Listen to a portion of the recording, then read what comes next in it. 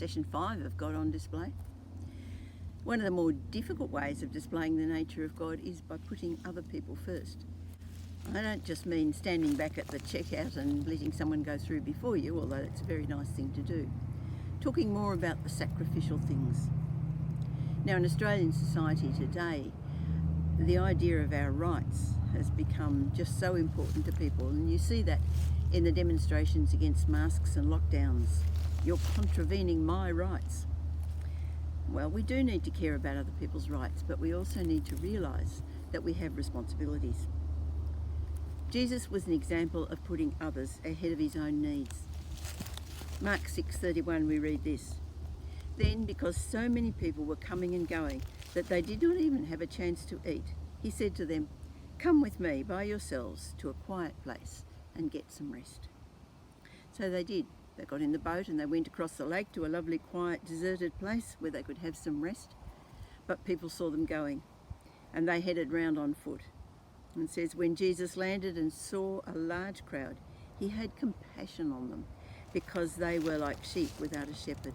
So he began teaching them many things. So he'd been busy all day and he was wanting some time away with his disciples, a bit of a rest, but the crowds turned up.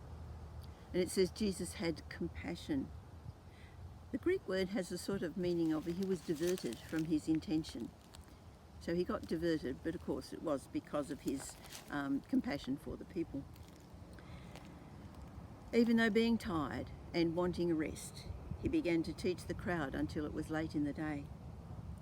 So late in the day that at least the disciples were getting pretty hungry. The situation led to the most amazing miracle, a demonstration of God. Now, if Jesus had not given up his rest time, if he'd not given time to the people, this situation would not have arisen. As it was, there was no opportunity to provide food by the normal means, so Jesus just took what little they had, blessed it, and fed 5,000 people. And that's only the men. Being sacrificially obedient for the sake of others can open up the way for amazing things to happen. One example of putting aside one's rights for the sake of God was Paul at Philippi. Philippi was a Roman colony, so it was ruled in the Roman way. Paul had driven a spirit out of a slave girl and she lost the ability to tell the future. And so her owners lost the ability to make money off her. They weren't very happy, and so they had Paul and Silas arrested and charged them with causing trouble. And the officials took them, had them flogged and put into prison. Now this is where Paul could have stood on his rights and said, hang on, I'm a Roman citizen.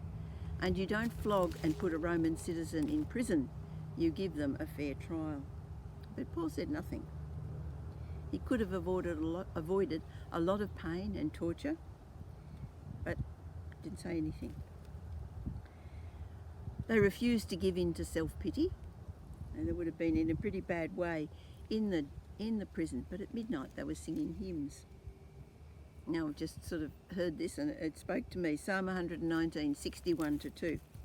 Though the wicked bind me with ropes, I will not forget your law. At midnight I rise to give you thanks for your righteous law. They were being faithful to the word. They were being obedient to God. And what it brought about, first of all, was the earthquake, but it brought about the salvation of the jailer and his family, and who knows, maybe a lot of the other prisoners as well. It was only after they were free that Paul revealed who he really was. He was willing to make that sacrifice so that what God had planned could come about.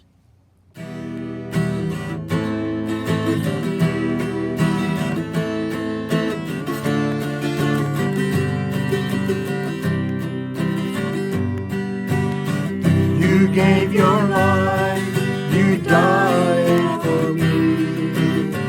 You shed your blood to set me free. You ruled as king, you reigned as Lord, but you became the